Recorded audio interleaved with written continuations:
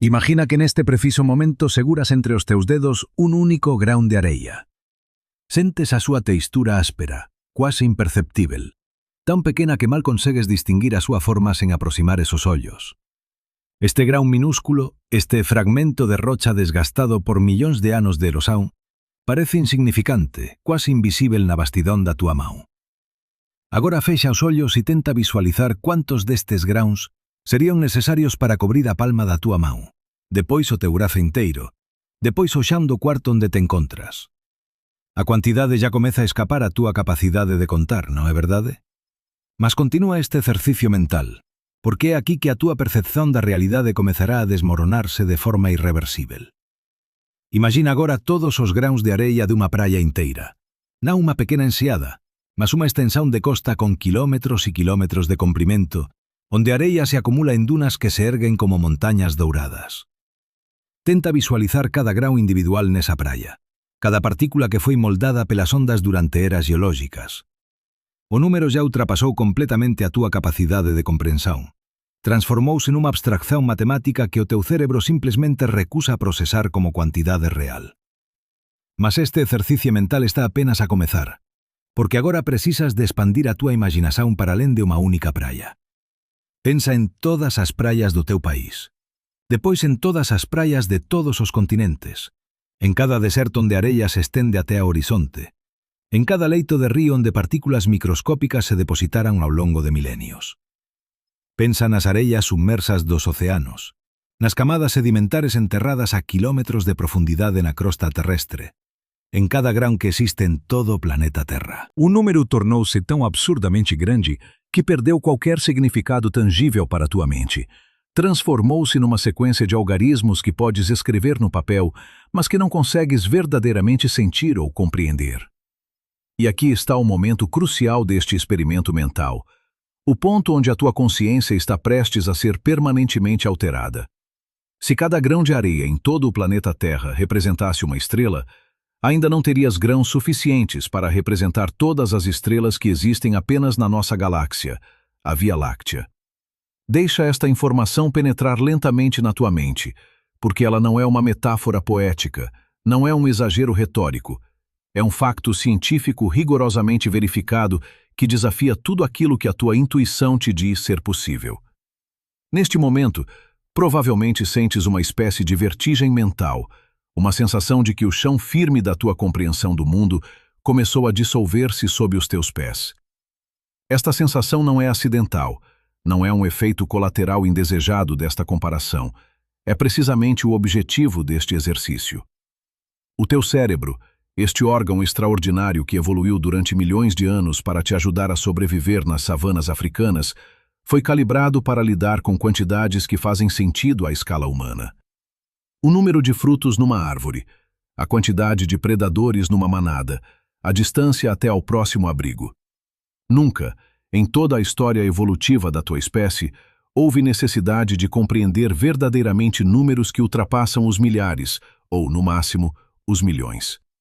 Por isso, quando te confrontas com a escala real do universo, quando tentas processar quantidades que se medem em bilhões, trilhões ou números ainda mais absurdos, o teu cérebro simplesmente não tem as ferramentas cognitivas necessárias para transformar esses números em algo que possas sentir visceralmente. É como tentar ver cores ultravioleta com os teus olhos humanos, ou ouvir frequências que apenas os morcegos detectam.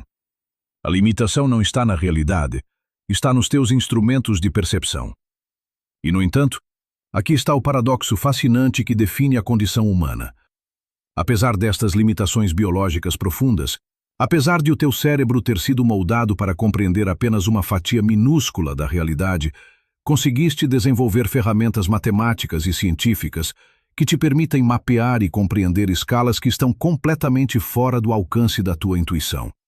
Conseguiste construir telescópios que captam luz que viajou durante milhares de milhões de anos através do vazio cósmico. Desenvolveste equações que descrevem o comportamento de galáxias tão distantes que a sua luz partiu quando o universo tinha apenas uma fração da sua idade atual. Criaste modelos que prevêem a existência de estruturas tão vastas que a própria Via Láctea, com os seus 200 a 400 mil milhões de estrelas, é apenas um ponto insignificante no mapa cósmico. Esta capacidade de transcender as limitações da tua percepção direta, de construir pontes conceptuais entre a escala humana e a escala cósmica, é talvez a realização mais extraordinária da tua espécie, mais impressionante do que qualquer catedral, mais profunda do que qualquer obra de arte, porque representa a vitória da razão sobre a intuição, do método científico sobre o senso comum.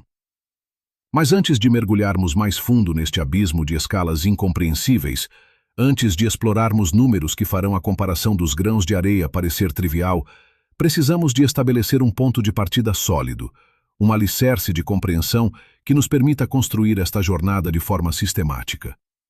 Precisamos de começar com aquilo que podes ver, tocar, medir diretamente com os teus sentidos, porque só assim poderemos apreciar verdadeiramente a magnitude da jornada que estamos prestes a empreender. Precisamos de começar contigo, com o teu corpo, com a escala humana que define toda a tua experiência de realidade, e depois, passo a passo, expandir essa escala até que a tua própria existência se torne um ponto infinitesimal num cosmos de dimensões inimagináveis. E quando finalmente chegarmos ao fim desta jornada, quando tivermos explorado a escala completa do universo observável, vais perceber que a pergunta mais perturbadora não é quão grande é o cosmos, mas sim como é possível que algo tão pequeno como tu, tão efêmero, tão limitado, consegue sequer começar a compreender a imensidão na qual existe. Olha para a tua mão neste momento. Estende os dedos, observa as linhas da tua palma, as pequenas rugas na pele, as unhas que crescem imperceptivelmente dia após dia. Esta mão, este instrumento biológico extraordinário que te permite manipular o mundo físico, mede aproximadamente 20 centímetros desde a ponta do dedo médio até ao pulso.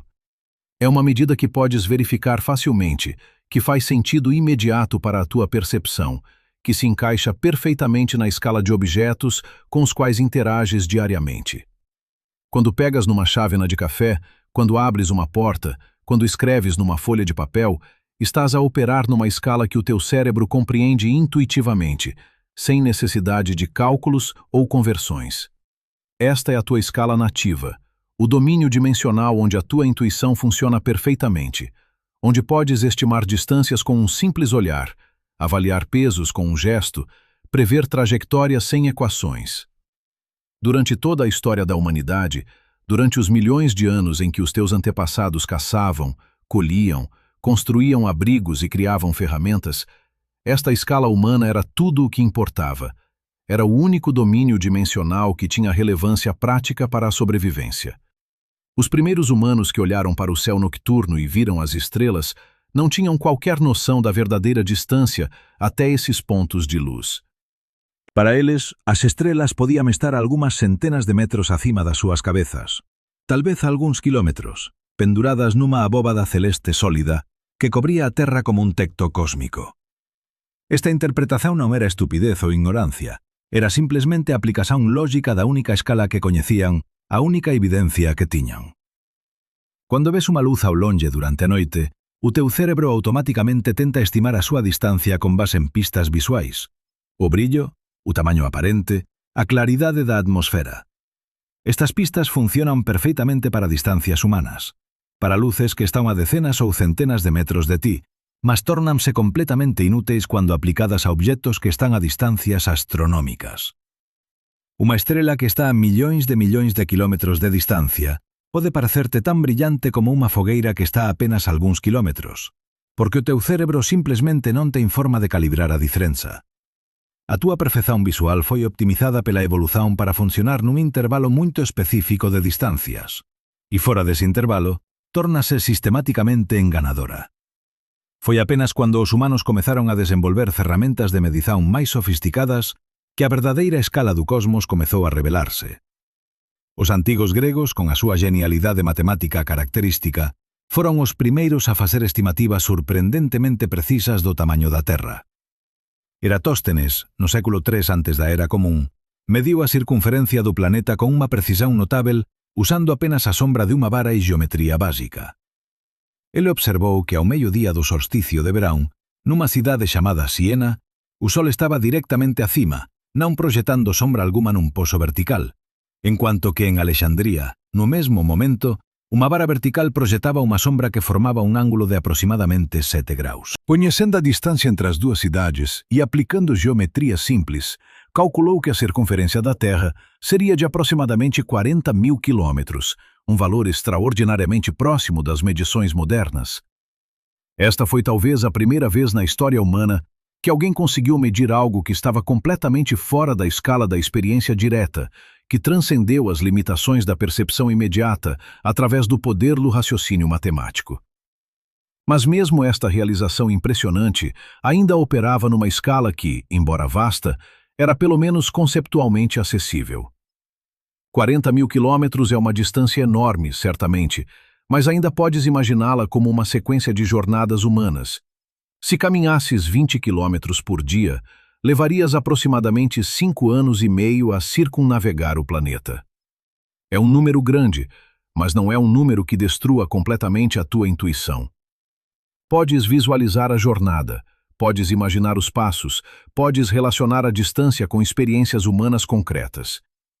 O verdadeiro desafio à tua percepção só começou quando os astrônomos tentaram medir as distâncias até os objetos celestes, quando tentaram determinar quão longe estava a Lua, o Sol, os planetas, as estrelas.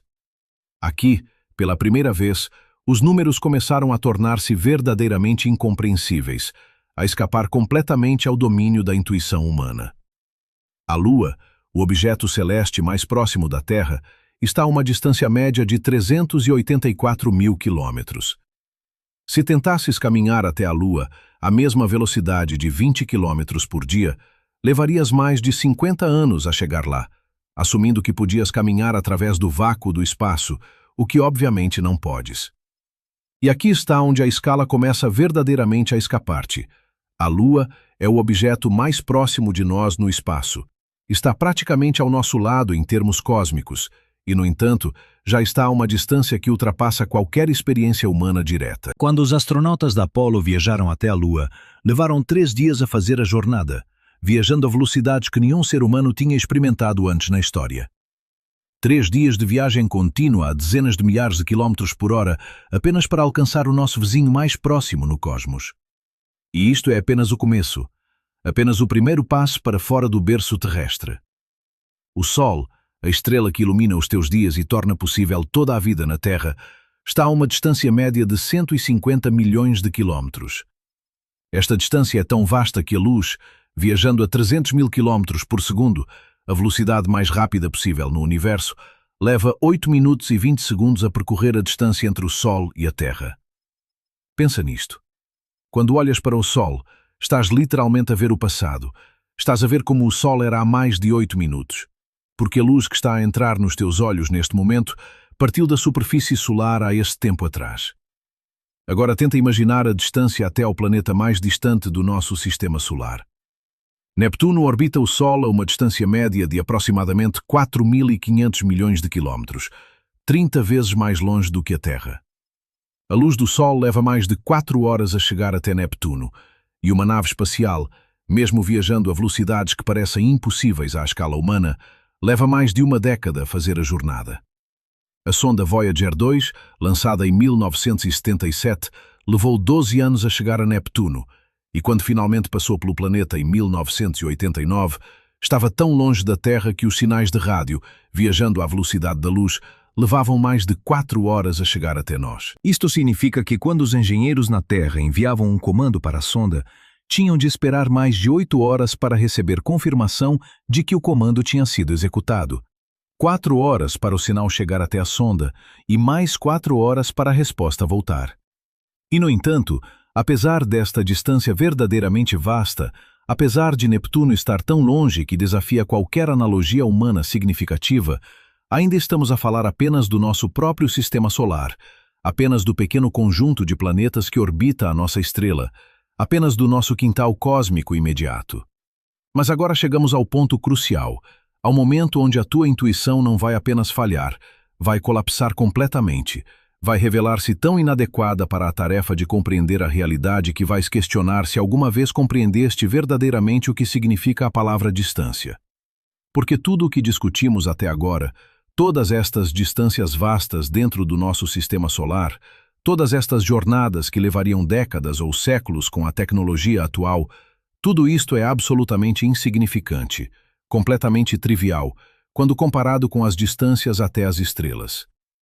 A estrela mais próxima do nosso Sol, um sistema triplo chamado Alpha Centauri, está a uma distância de aproximadamente 40 bilhões de quilômetros. 40 bilhões.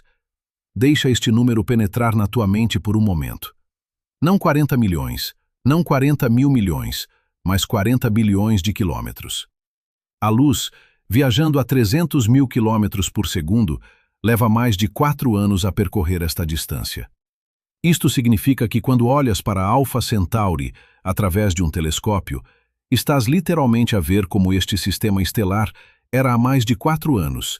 Estás a olhar para o passado profundo, porque a luz que está a entrar nos teus olhos partiu daquela estrela quando tu eras uma pessoa diferente, quando o mundo era um lugar diferente. E aqui está o momento onde os números começam verdadeiramente a perder qualquer significado intuitivo. Se quisesses viajar até Alpha Centauri com a tecnologia de propulsão mais rápida que atualmente possuímos, levarias aproximadamente 80 mil anos a chegar lá. 80 mil anos. Isto é mais tempo do que toda a história da civilização humana. Mais tempo do que existe escrita, agricultura, cidades, impérios. Se os primeiros humanos anatomicamente modernos tivessem lançado uma nave espacial em direção a Alpha Centauri quando saíram de África, essa nave ainda estaria a meio caminho, ainda estaria a viajar através do vazio interestelar, e todos os que a lançaram, todas as suas culturas, todas as suas línguas, tudo o que conheciam e amavam, teria desaparecido há dezenas de milhares de anos. E isto é apenas para alcançar a estrela mais próxima, apenas para dar o primeiro passo para fora do nosso sistema solar, apenas para começar verdadeiramente a explorar a galáxia.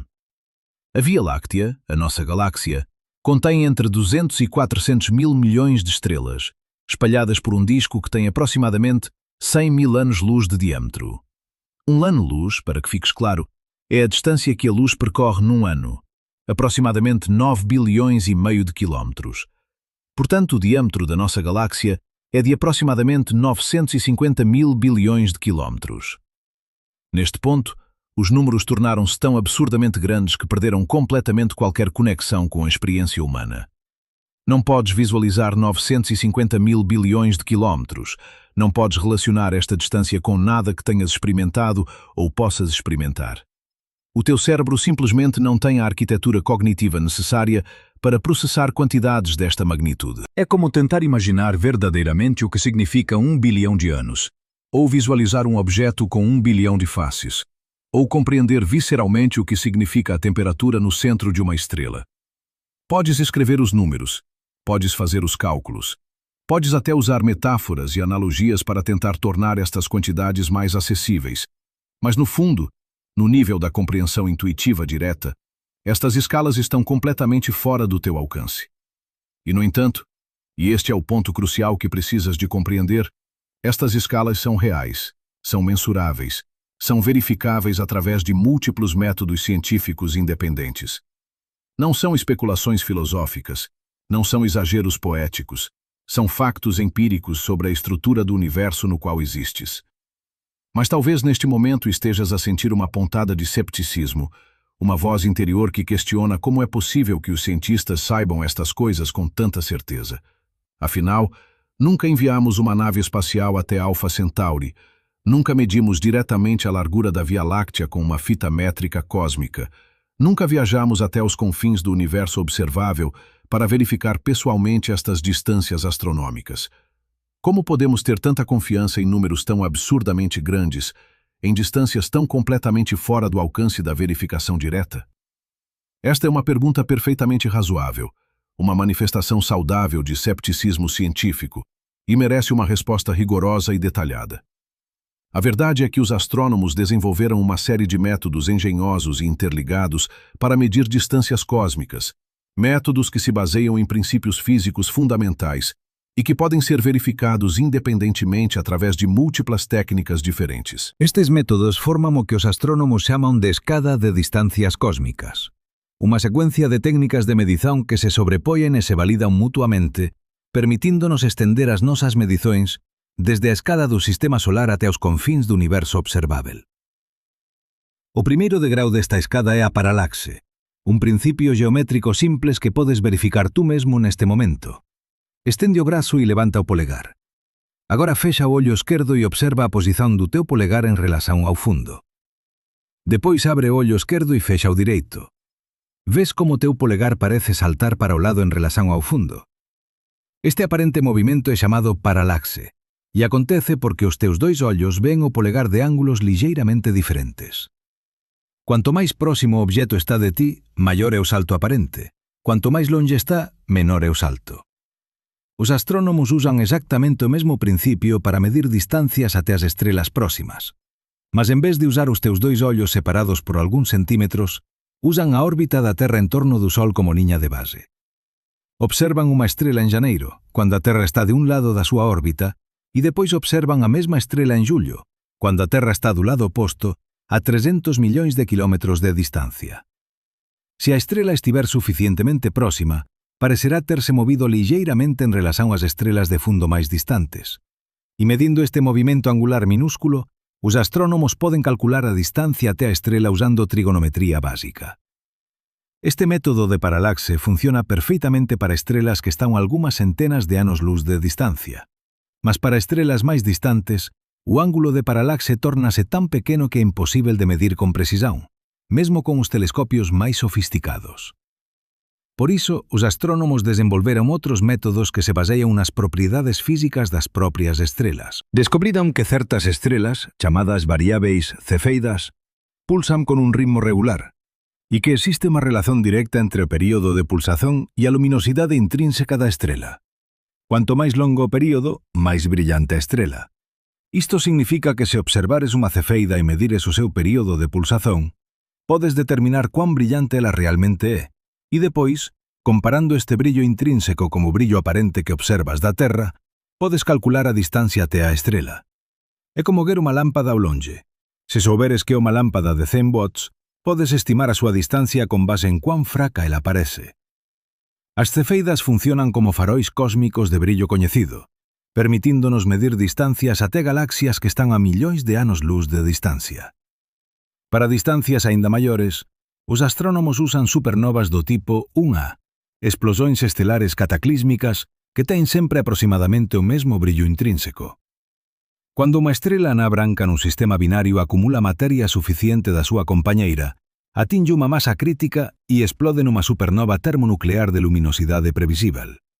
Estas explosións son tan brillantes que poden ser vistas a millares de millóns de anos-luz de distancia, e porque sabemos cuán brillantes son intrínsecamente, podemos usalas para medir distancias até os confins do universo observável.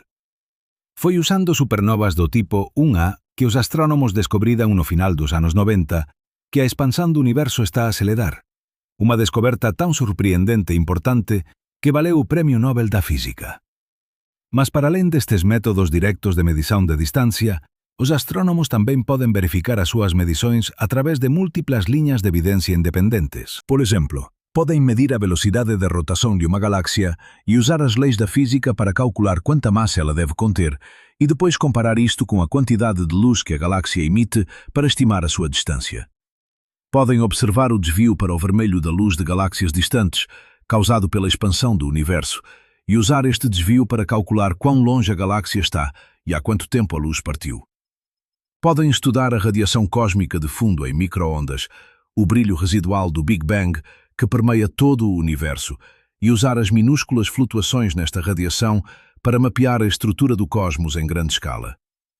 Todos estes métodos diferentes, baseados em princípios físicos completamente independentes, convergem para o mesmo quadro geral. Um universo de dimensões verdadeiramente inimagináveis, onde a nossa galáxia é apenas uma entre centenas de milhares de milhões, onde as distâncias se medem em milhares de milhões de anos-luz, onde a luz que vemos hoje partiu de galáxias quando o universo tinha apenas uma fração da sua idade atual. E a concordância entre todos estes métodos independentes não é coincidência, não é sorte. É evidência poderosa de que estamos verdadeiramente a medir a realidade, de que estes números absurdos correspondem a algo real e verificável no cosmos. Portanto, quando te dizem que a Via Láctea tem 100 mil anos-luz de diâmetro, não é uma estimativa vaga ou um palpite educado. É o resultado de décadas de observações cuidadosas, de múltiplos métodos de medição independentes, de verificações cruzadas rigorosas e de um edifício científico construído sobre fundações sólidas de física e matemática. Quando te dizem que existem centenas de milhares de milhões de galáxias no universo observável, não é hipérbole poética. É uma contagem baseada em observações profundas do céu feitas por telescópios como o Hubble, que fotografou pequenas porções do céu aparentemente vazias e descobriu que cada ponto de escuridão contém milhares de galáxias, cada uma com milhares de milhões de estrelas. Quando te dizem que o universo observável tem aproximadamente 93 mil milhões de anos-luz de diâmetro, não é especulação filosófica. É uma conclusão derivada de múltiplas linhas de evidência convergentes, desde a idade do universo determinada pela radiação cósmica de fundo até a taxa de expansão medida através de supernovas distantes. Estes números são tão sólidos quanto qualquer facto científico pode ser, tão bem estabelecidos quanto a forma esférica da Terra ou a estrutura helicoidal do ADN. E, no entanto, apesar de toda esta evidência rigorosa, apesar de toda a concordância entre métodos independentes, apesar de décadas de verificações e refinamentos, a tua intuição ainda se rebela contra estes números, ainda recusa aceitá-los como reais. E isto não é falha tua. Não é sinal de estupidez ou falta de educação. É simplesmente uma consequência inevitável de seres um organismo biológico cujo cérebro foi moldado pela evolução para operar numa escala completamente diferente. O teu cérebro é extraordinariamente bom a estimar distâncias de alguns metros, a avaliar velocidades de alguns quilômetros por hora, a processar quantidades de algumas dezenas ou centenas. Mas quando te confrontas com milhares de milhões de anos-luz, com velocidades próximas da velocidade da luz, com quantidades que se medem em bilhões de bilhões, o teu cérebro simplesmente não tem os circuitos neurais necessários para transformar estes números em algo que possas sentir visceralmente. É uma limitação fundamental da tua arquitetura cognitiva, tão real e inevitável quanto a limitação dos teus olhos para ver raio-x ou dos teus ouvidos para ouvir ultrassons.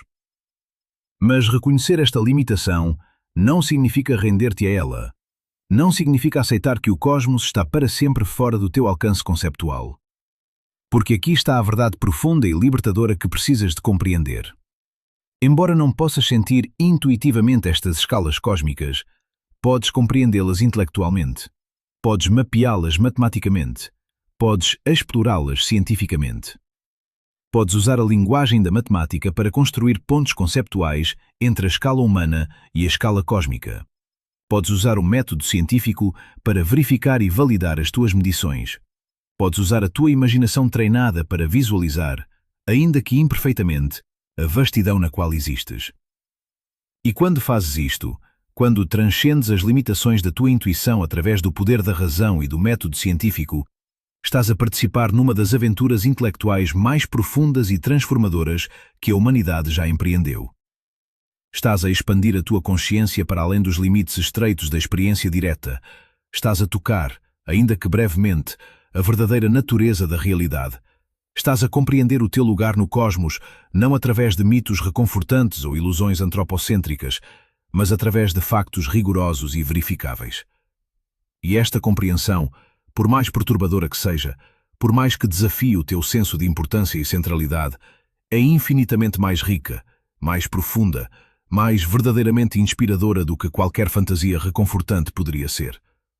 Mas tudo o que exploramos até agora, todas estas distâncias vertiginosas dentro da nossa galáxia, todas estas estrelas incontáveis espalhadas por 100 mil anos-luz de espaço, tudo isto é apenas o começo, apenas a primeira camada de uma realidade cuja escala verdadeira ainda nem começamos a tocar. Porque a Vía Láctea, como seus 200 a 400 mil milhões de estrelas, como seu diámetro de 100.000 anos-luz, com todas as suas nebulosas brilhantes e buracos negros devoradores e sistemas planetários incontáveis, é apenas uma galáxia entre centenas de milhares de milhões no universo observável. Deixa esta informação assentar na tua mente por um momento.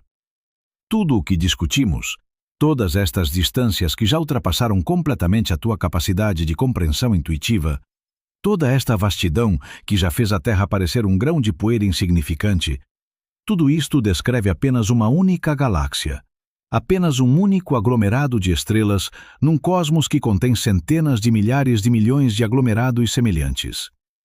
É como se tivesses passado horas a explorar um único grão de areia numa praia, examinando cada cristal microscópico, mapeando cada imperfeição da sua superfície, e depois alguém te dissesse que existem milhares de milhões de praias semelhantes espalhadas por um continente que se estende para além do horizonte em todas as direções. A galáxia mais próxima da Via Láctea de tamanho comparável é Andrômeda, uma espiral majestosa que contém aproximadamente 1 bilhão de estrelas e está a aproximadamente 2.500.000 anos-luz de distância. Isto significa que a luz que vês quando observas Andrômeda através de um telescópio partiu dessa galáxia há 2.500.000 anos, quando os teus antepassados hominídeos ainda estavam a aprender a usar ferramentas de pedra nas savanas africanas, quando o gênero Homo estava apenas a começar a sua jornada evolutiva. Estás literalmente a olhar para o passado profundo, a ver Andrômeda não como ela é agora, mas como era numa época tão distante que a própria espécie humana ainda não existia. E Andrômeda não está parada no espaço. Está a mover-se em direção à Via Láctea a uma velocidade de aproximadamente 110 km por segundo. E em aproximadamente 4.000 milhões de anos, as duas galáxias vão colidir e fundir-se numa única galáxia elíptica gigante. Mas mesmo esta colisão galáctica cataclísmica, este evento de escala verdadeiramente cósmica, que vai remodelar completamente a estrutura de ambas as galáxias, é apenas um acontecimento local, apenas uma interação entre dois membros de um pequeno grupo de galáxias chamado Grupo Local. O Grupo Local contém aproximadamente 80 galáxias espalhadas por um volume de espaço com cerca de 10 milhões de anos-luz de diâmetro. A maioria destas galáxias são anãs, pequenas aglomerações de alguns milhares de milhões de estrelas que orbitam as duas galáxias dominantes, a Via Láctea e Andrômeda. Mas o Grupo Local é apenas um pequeno aglomerado numa estrutura muito maior chamada superaglomerado de Virgem, que contém pelo menos 100 grupos e aglomerados de galáxias espalhados por aproximadamente 110 milhões de anos-luz. E o superaglomerado de Virgem, por sua vez, é apenas uma pequena parte de uma estrutura ainda maior chamada superaglomerado Laniakea, que contém aproximadamente 100.000 galáxias espalhadas por 500 milhões de anos-luz. Estás a começar a ver o padrão? Cada vez que pensas que alcançaste a escala máxima, cada vez que pensas que finalmente compreendeste a vastidão total do cosmos, descobres que estás apenas a olhar para uma pequena parte de uma estrutura muito maior, que o que pensavas ser o universo inteiro é apenas um bairro numa cidade cósmica de dimensões inimagináveis. E mesmo Laniakea não é a maior estrutura conhecida no universo. Os astrônomos descobriram filamentos e paredes de galáxias que se estendem por milhares de milhões de anos-luz. Estruturas tão vastas que a própria Via Láctea é menos do que um ponto nelas. Tão grandes que a luz leva máis tempo a atravesá-las do que a idade de muitas estrelas. Existe uma estrutura chamada Grande Muralla de Hércules Corona Borealis que se estende por aproximadamente 10.000 milhões de anos-luz. Tan grande que desafía os modelos cosmológicos actuais. Tan vasta que os astrónomos aínda están a tentar comprender como uma estrutura desta escala podería terse formado no tempo disponível desde o Big Bang. E entre estas estruturas gigantescas existen vacíos cósmicos, rexións do espazo quase completamente desprovidas de galaxias, bollas de vacío que se estenden por centenas de millóns de anos-luz, tan vastas e vacías que se estiveses no centro de un destes vacíos, ollarías en todas as direccións e non verías prácticamente nada, apenas escuridán pontillada por algunhas galaxias distantes nos limites extremos da túa visão. Esta estrutura en grande escala do universo, esta teia cósmica de filamentos e vacíos, de superaglomerados e paredes de galaxias, esténdese até os limites do universo observável, até o ponto onde a luz simplesmente non teve tempo suficiente para nos alcanzar desde o Big Bang. O universo observável ten aproximadamente 93.000 millóns de anos-luz de diámetro e contén, segundo as estimativas máis recentes, aproximadamente 200.000 millóns de galaxias. Cada unha contende en media 100.000 millóns de estrelas. Multiplica estes números e obtens aproximadamente 20.000 billións de estrelas no universo observável. Un número tan absurdamente grande que faz a comparación dos grãos de areia parecer modesta. Se cada estrela no universo observável fose un grão de areia, terías areia suficiente para cobrir toda a superficie da Terra como uma camada de vários metros de profundidade, para encher todos os oceanos até transbordar, para enterrar todas as montañas sob dunas que se erguerían até a estratosfera. E, no entanto, e este é talvez o facto máis perturbador de todos, o universo observável pode ser apenas unha fracción minúscula do universo total.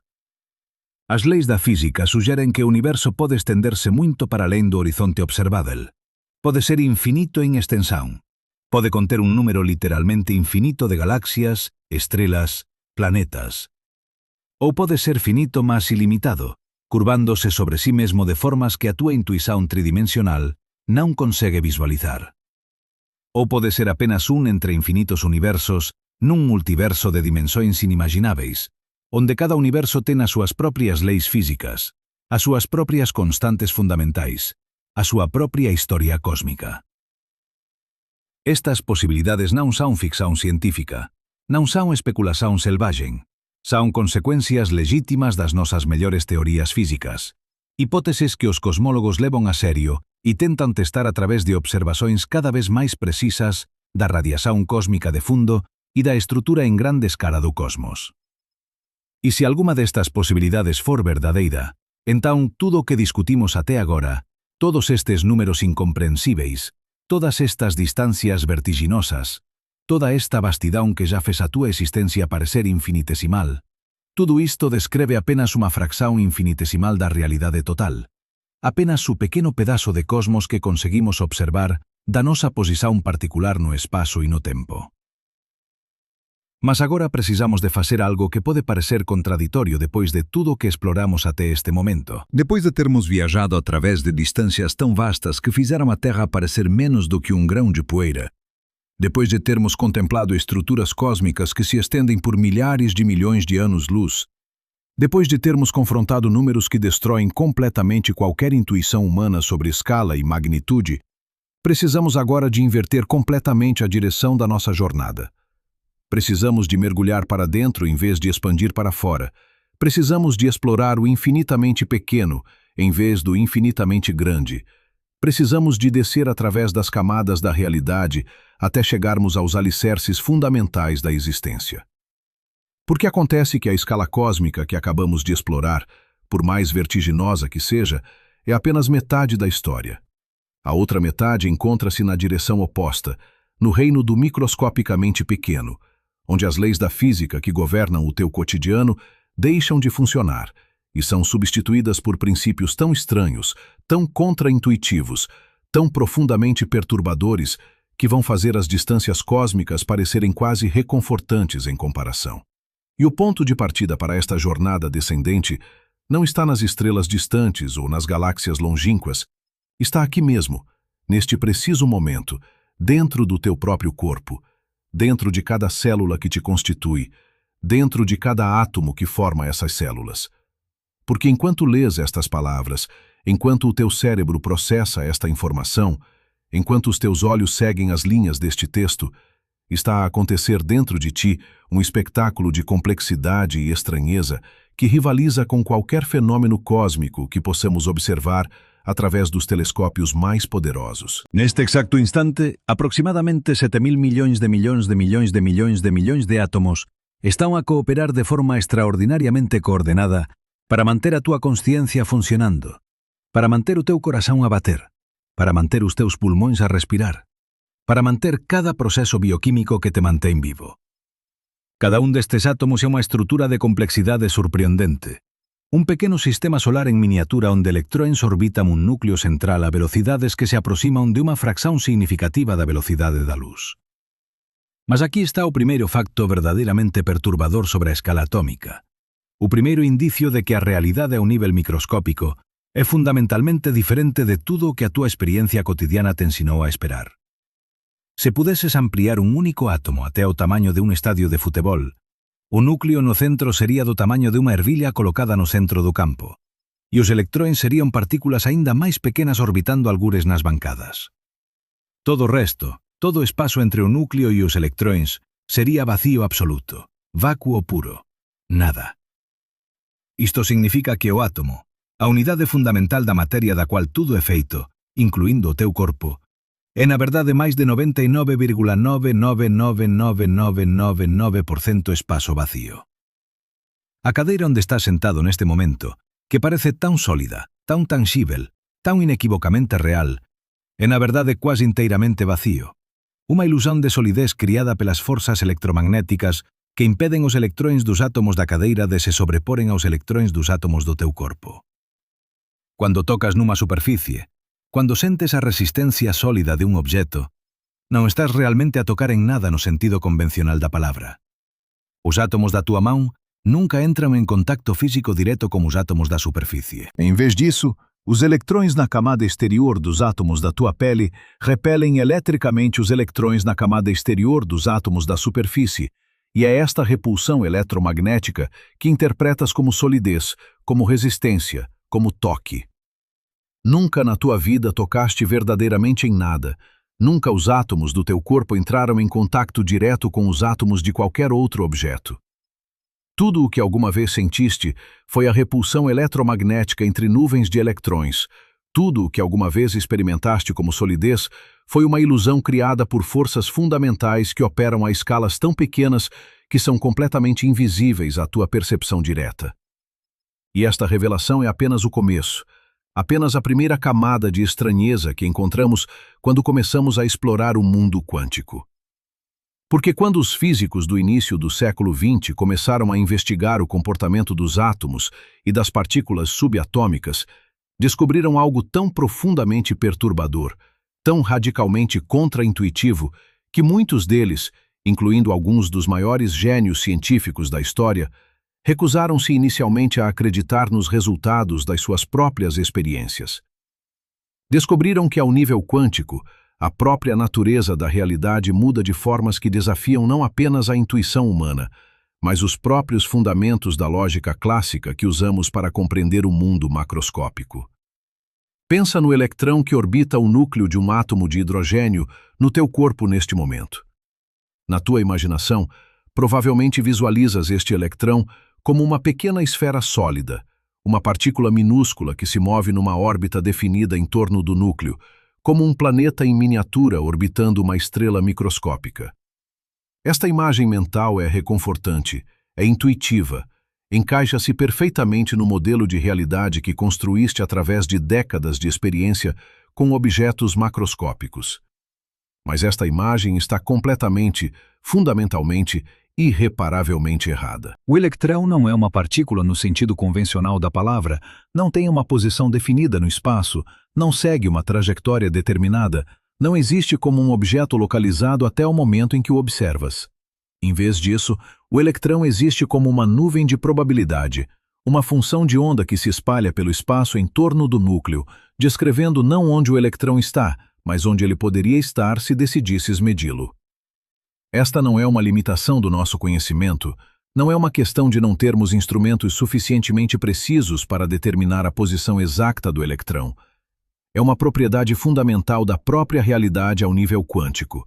O electrão literalmente não tem uma posição definida até o momento da medição. Existe simultaneamente em múltiplos estados, em múltiplas localizações, numa superposição quântica que só colapsa num estado definido quando interage com um aparelho de medição ou com um ambiente macroscópico. Werner Heisenberg, um dos fundadores da mecânica quântica, formalizou esta estranheza fundamental no seu princípio da incerteza, uma das descobertas mais profundas e perturbadoras de toda a física. O princípio da incerteza afirma que existem pares de propriedades físicas, como posição e momento, que não podem ser simultaneamente conhecidas com precisão arbitrária. Quanto mais precisamente determinas a posição de uma partícula, menos precisamente podes conhecer o seu momento, e vice-versa. Mas aqui está o ponto crucial que precisas de compreender. Isto não é uma limitação tecnológica, não é uma questão de precisão dos nossos instrumentos, é uma propriedade intrínseca da natureza. A partícula literalmente não tem simultaneamente uma posição e um momento bem definidos. Estas propriedades não existem de forma determinada até serem medidas, e o acto de medir uma delas necessariamente perturba a outra de forma fundamental e inevitável. Esta revelação destruiu completamente a visão determinista da física clássica. A ideia reconfortante de que se conhecesses o estado exato de todas as partículas no universo num dado momento, poderias em princípio calcular todo o passado e todo o futuro com precisão absoluta. A mecânica quântica mostrou que esta visão é fundamentalmente impossível, não por limitações práticas, mas por princípios fundamentais da natureza. O universo ao nível quântico é intrinsecamente probabilístico, intrinsecamente indeterminado, intrinsecamente imprevisível de formas que nenhuma quantidade de conhecimento ou poder computacional pode superar. E esta indeterminação não é uma característica obscura de partículas exóticas em aceleradores de partículas. É uma propriedade fundamental de toda a matéria, incluindo a matéria que te constitui. Cada átomo no teu corpo, cada electrão que orbita cada núcleo, cada fotão que interage com as moléculas da tua retina permitindo-te ver, todos estes objetos microscópicos existem em estados de superposição quântica, em múltiplas configurações simultâneas, até ao momento em que interagem com o ambiente macroscópico e a função de onda colapsa num estado definido.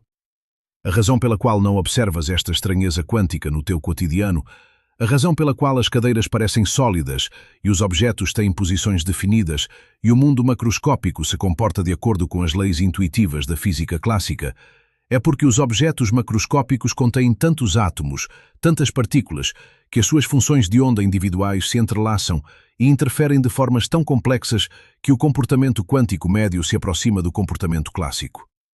É um fenómeno chamado de coerência quântica, onde a interação com o ambiente causa o colapso efetivo da função de onda, fazendo com que o sistema quântico se comporte classicamente. Mas a estranheza quântica está sempre lá, sempre presente, sempre operando nos alicerces microscópicos da realidade, mesmo que seja invisível à tua percepção direta. Agora imagina que és um físico no início do século XX, trabalhando num laboratório escuro e silencioso, rodeado por equipamento experimental cuidadosamente calibrado. Tens diante de ti uma fonte que emite eletrões individuais, um de cada vez, numa direção controlada. À frente desta fonte, colocaste uma barreira com duas fendas estreitas, aberturas minúsculas através das quais os eletrões podem passar. E atrás desta barreira colocaste um detector sensível, uma tela que registra onde cada eletrão individual atinge após passar pelas fendas. Este é o famoso experimento da dupla fenda. Talvez a demonstração mais clara e mais perturbadora da natureza fundamentalmente estranha da realidade quântica. Quando ligas o equipamento e começas a disparar eletrões um de cada vez em direção às fendas, observas algo que desafia completamente a lógica clássica. Se os eletrões fossem simplesmente partículas, pequenas esferas sólidas que viajam em trajetórias definidas, esperarias ver um padrão simples no detector. Dois picos de intensidade correspondentes aos eletrões que passaram através de cada uma das duas fendas. Alguns eletrões passariam pela fenda da esquerda e atingiriam o detector numa região. Outros passariam pela fenda da direita e atingiriam noutra região.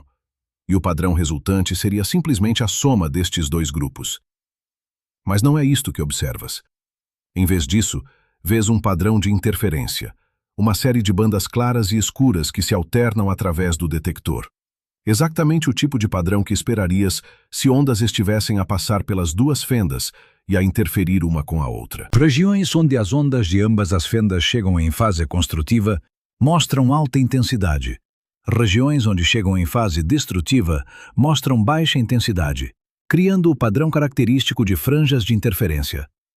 Isto sugere que cada eletrão, de alguma forma, passa simultaneamente pelas duas fendas, comportando-se como uma onda que se espalha e interfere consigo mesma. Mas aqui está onde a estranheza se torna verdadeiramente profunda, onde a realidade quântica revela a sua natureza mais perturbadora.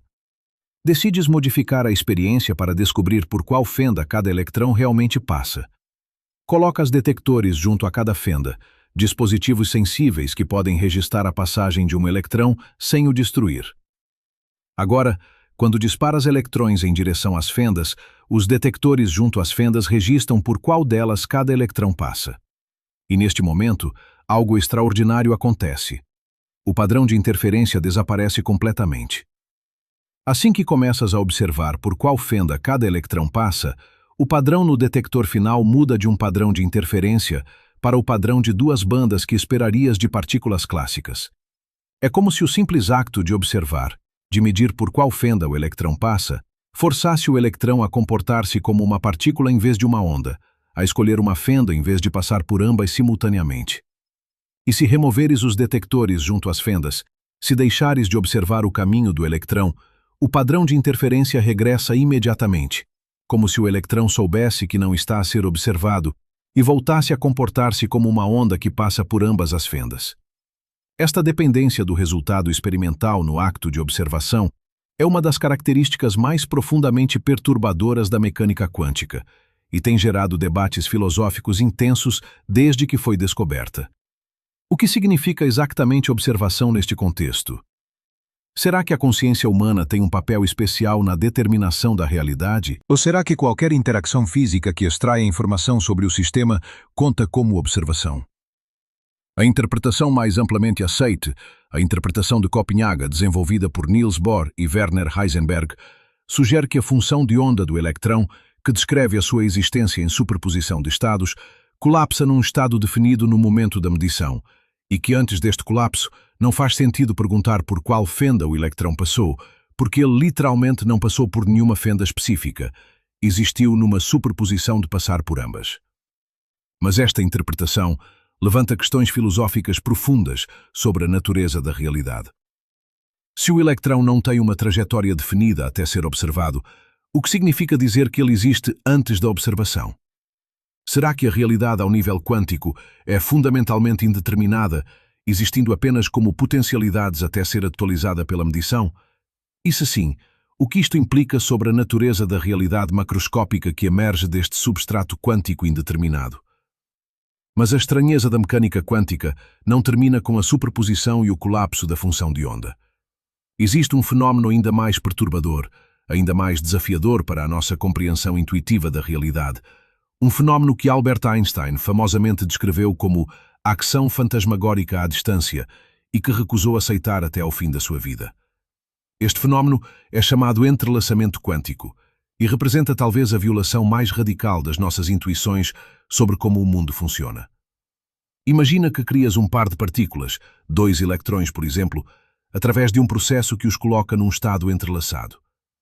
Estas duas partículas estão agora conectadas de uma forma que transcende completamente qualquer noção clássica de conexão física. Se medires uma propriedade de uma das partículas, digamos o seu spin, a orientação do seu momento angular intrínseco, instantaneamente saberás o spin da outra partícula, não importa quão longe ela esteja.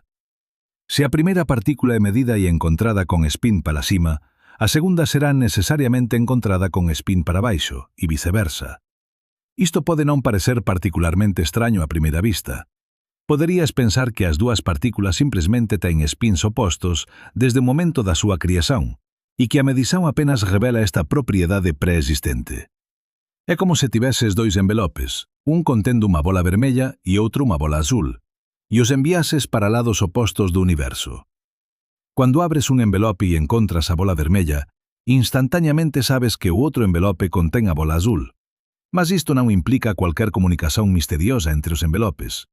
Apenas reflecte o facto de que as cores foron determinadas no momento en que colocaste as bolas nos envelopes. Mas a mecánica cuántica diz algo moito diferente, algo moito máis profundo e perturbador. Diz que antes da medición, nenhuma das partículas ten un spin definido.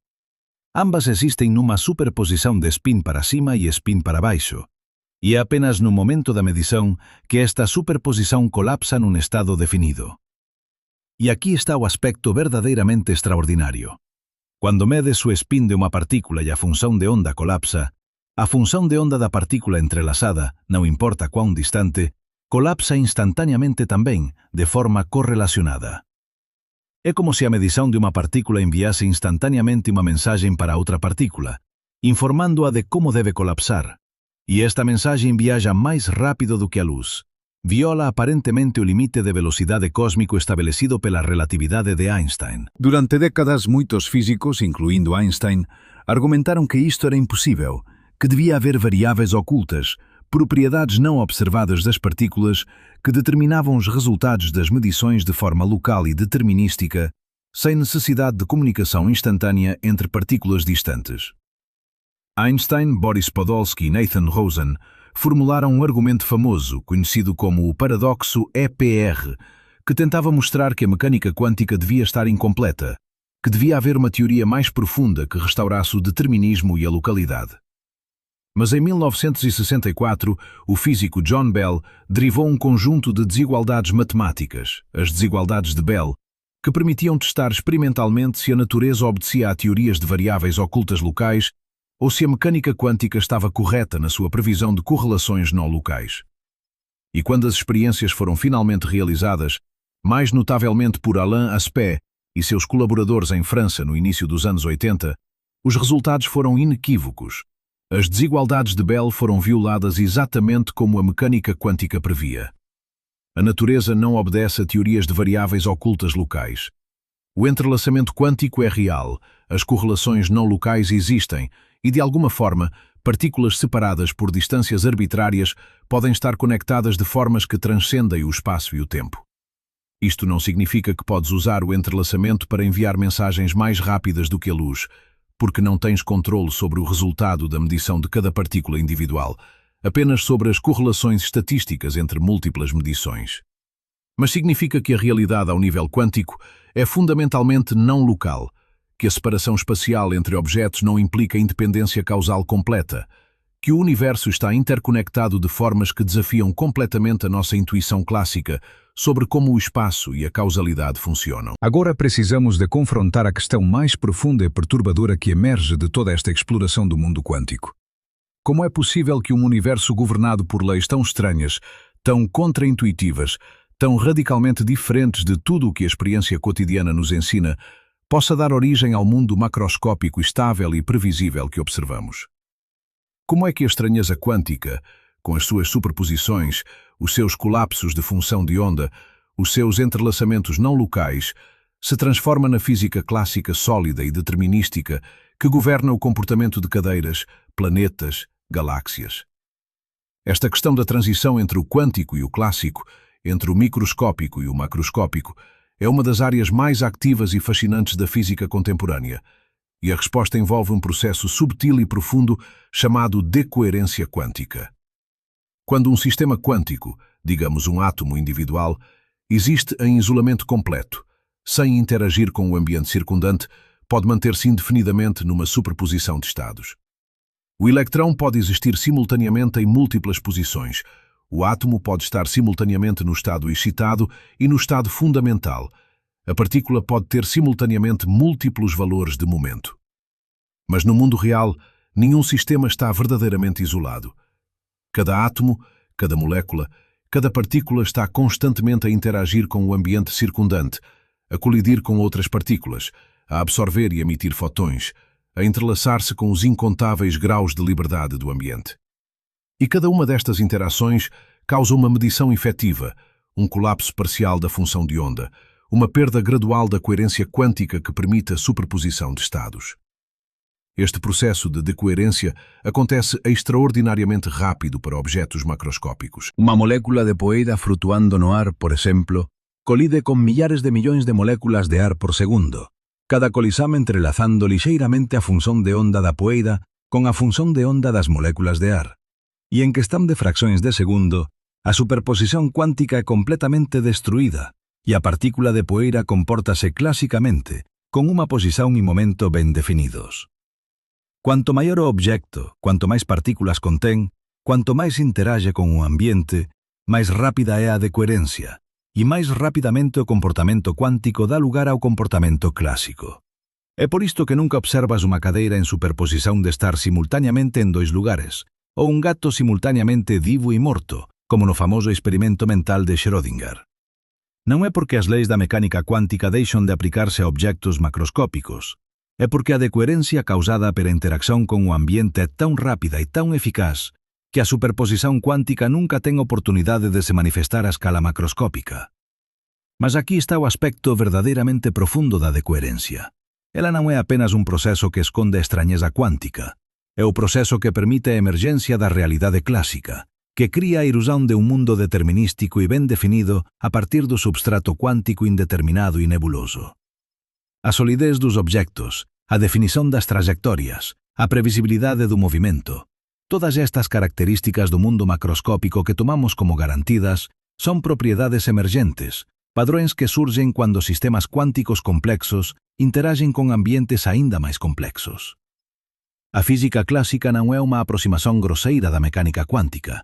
É uma descrição emergente válida de sistemas onde a decoerência é tão rápida que o comportamento quântico médio se torna indistinguível do comportamento clássico. Isto leva-nos a uma percepção profunda sobre a natureza da realidade em múltiplas escalas. O universo não é fundamentalmente clássico ou fundamentalmente quântico, é ambos simultaneamente, dependendo da escala e do contexto que estás a considerar.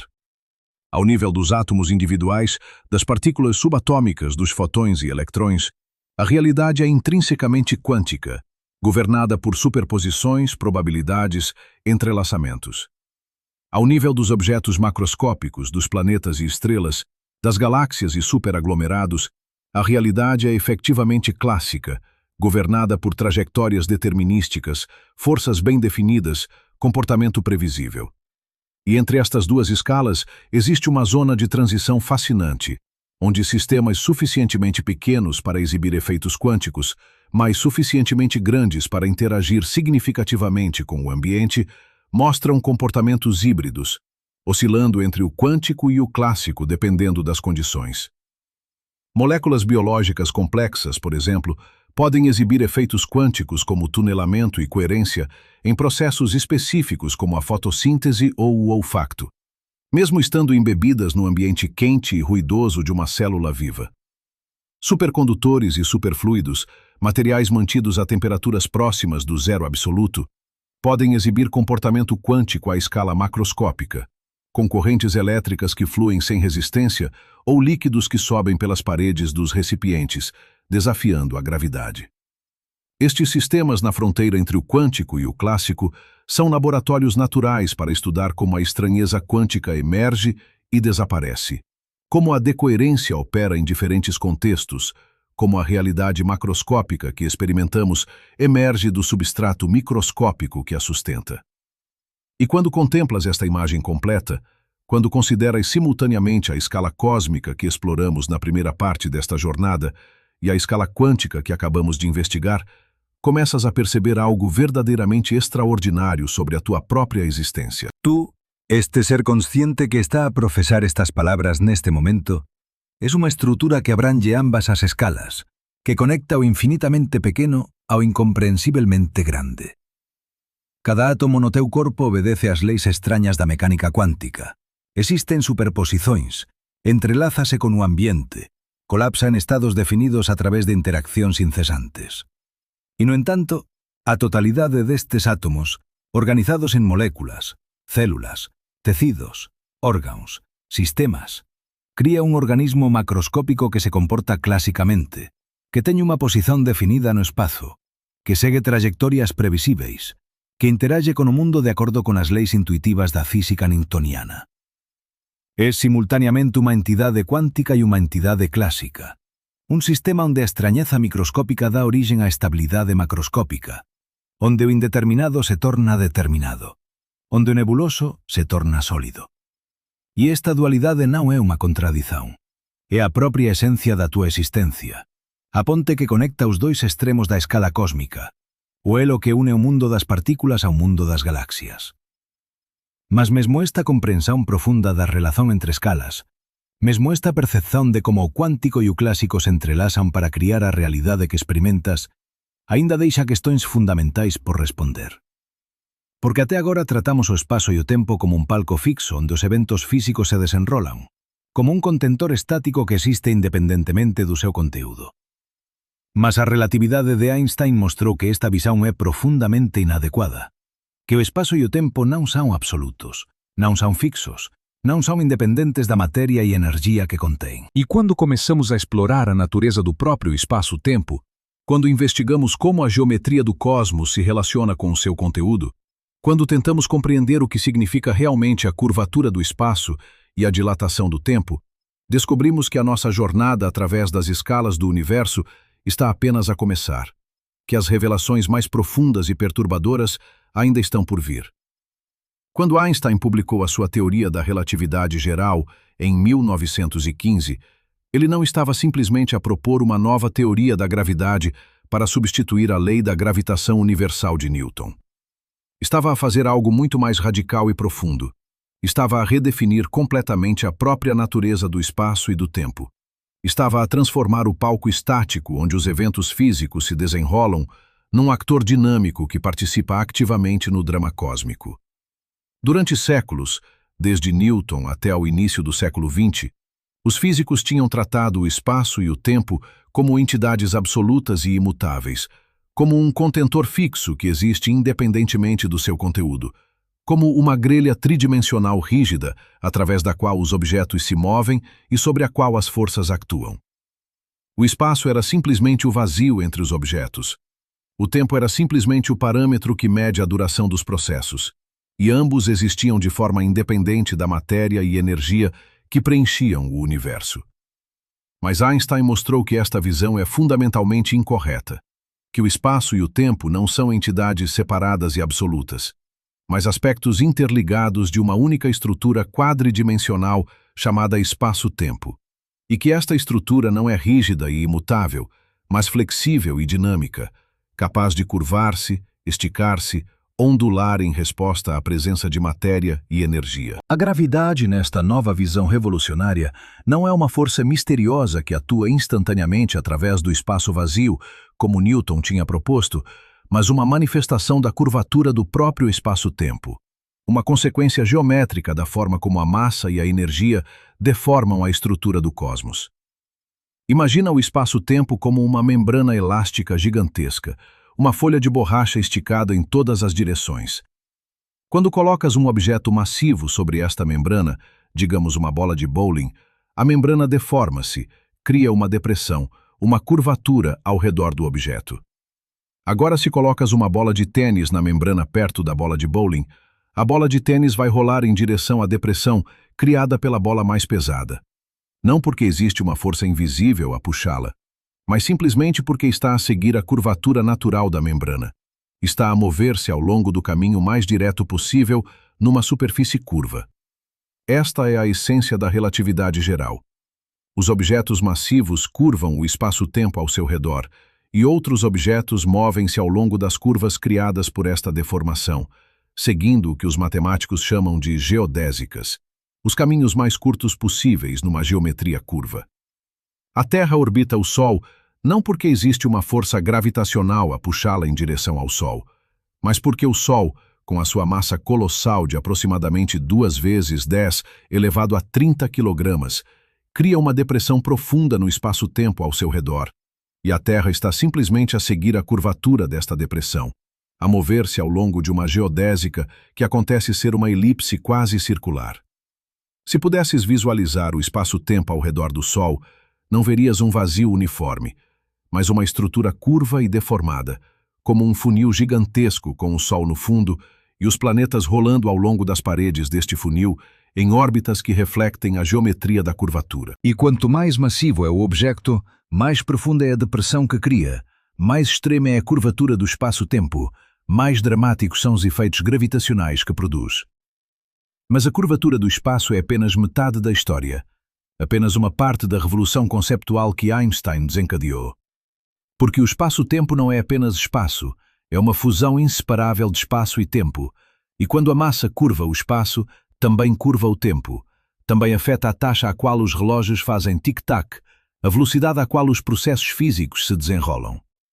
Este fenómeno, chamado dilatação gravitacional do tempo, é uma das previsões mais estranhas e contraintuitivas da relatividade geral, e, no entanto, é verificado experimentalmente com precisão extraordinária sempre que é testado. A ideia básica é esta: quanto mais forte é o campo gravitacional, quanto mais profunda é a depressão no espaço-tempo, mais lentamente o tempo flui. Um relógio colocado na superfície da Terra, onde o campo gravitacional é relativamente forte, faz tic-tac ligeiramente mais devagar do que um relógio idêntico colocado no espaço profundo, longe de qualquer massa significativa. A diferença é minúscula, apenas algumas partes em 10 elevado a 10, mas é real e mensurável com relógios atômicos suficientemente precisos.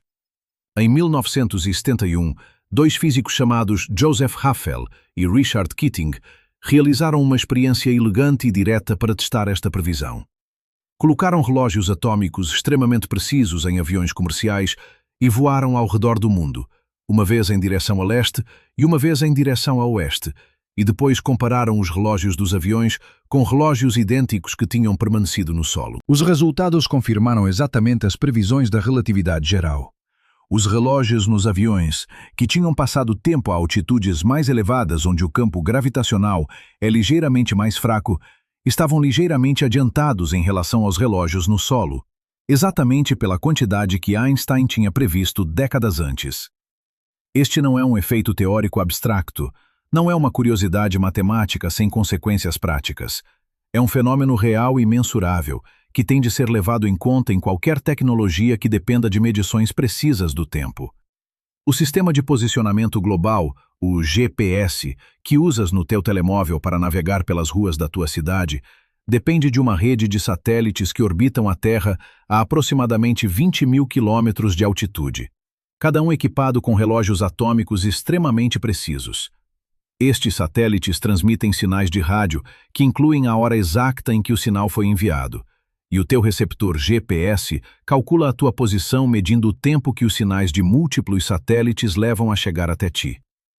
Mas os relógios nos satélites, porque estão a altitudes elevadas onde o campo gravitacional é mais fraco, fazem tic-tac ligeiramente mais rápido do que os relógios na superfície da Terra, aproximadamente 45 microsegundos por dia mais rápido devido à dilatação gravitacional do tempo. Se esta diferença não fosse corrigida, se os engenheiros que projetaram o sistema GPS não tivessem incluído ajustes relativísticos nos algoritmos, os erros de posicionamento acumular-se-iam à taxa de aproximadamente 10 km por dia, tornando o sistema completamente inútil em questão de horas. O facto de o GPS funcionar com precisão de metros é uma confirmação diária e prática da relatividade geral, uma prova de que a curvatura do espaço-tempo não é uma abstração filosófica, mas uma característica real e mensurável do universo em que vives. Agora, se queres compreender verdadeiramente como estranha e profunda é a dilatação gravitacional do tempo, tens de considerar casos extremos, situações onde o campo gravitacional é tão intenso que os efeitos relativísticos se tornam dramáticos e impossíveis de ignorar. E o caso mais extremo de todos, o limite absoluto da curvatura do espaço-tempo permitida pelas leis da física, é uma singularidade gravitacional envolta por um horizonte de eventos, um objeto tão denso e tão massivo que nem a luz consegue escapar da sua atração gravitacional, um buraco negro. Imagina que estás a aproximar-te de um buraco negro estelar, um objeto com aproximadamente 10 vezes a massa do Sol comprimida num volume com apenas alguns quilómetros de diâmetro. À medida que te aproximas, o campo gravitacional torna-se cada vez mais intenso. A curvatura do espaço-tempo torna-se cada vez mais extrema e o tempo, do ponto de vista de um observador distante, começa a abrandar dramaticamente. Se tivesses um relógio no pulso e um amigo observasse a tua descida de uma distância segura através de um telescópio poderoso, ele veria o teu relógio a fazer tic-tac cada vez mais devagar à medida que te aproximavas do horizonte de eventos, a fronteira invisível ao redor do buraco negro além da qual nada pode escapar. Quando finalmente alcançasses o horizonte de eventos, do ponto de vista do teu amigo distante, o teu relógio pareceria parar completamente, congelado num único instante para toda a eternidade.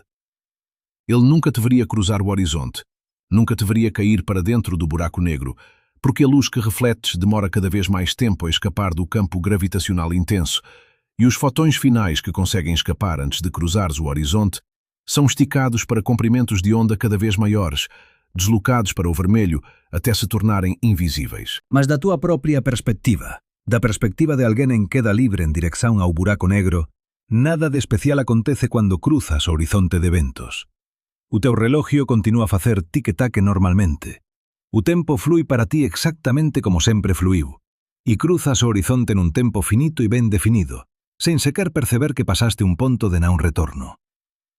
Esta discrepancia radical entre perspectivas, esta diferenza fundamental entre o que o observador distante de e o que tú experiencias, é unha das características máis profundas e perturbadoras da relatividade geral, unha demonstración de que o tempo non é absoluto, non é universal, non flui a mesma taxa para todos os observadores en todas as circunstancias.